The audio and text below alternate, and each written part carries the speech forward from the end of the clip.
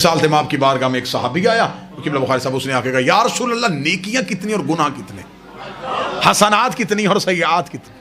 वो समझ रहा था कि नबी एक एक चीज लिखवाएंगे।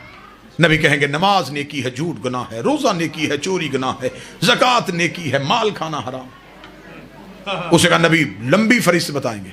नबी ने फरमाया नेकी भी एक है, गुनाह भी एक है।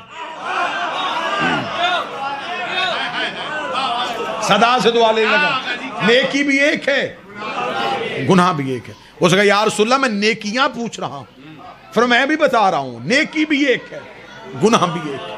सुन्नी किताब से ना दिखाऊं तो आपका नहीं 14 का मुजरम। उसका नेकी कौन सी और गुनाह कौन सा है? फरमाया हुब्बे अली से बड़ी नेकी कोई नहीं है, बुग़्ज़े अली से बड़ा गुनाह कोई नहीं। हुब्बे अली वो नेकी है जिसकी वजह से नेकियां भी नेकियों में शुमार होती हैं। बुग़्ज़े अली वो गुनाह है जिसकी वजह से नेकियां भी गुनाह में बन जाती हैं। अगर मजमा साथ दे, बंदा दिल में बुग़्ज़े अली रख के मुसल्ले पे आए, बंदा नमाज पढ़ता है, फरिश्ते अमाल में झूठ लिख लेते हैं।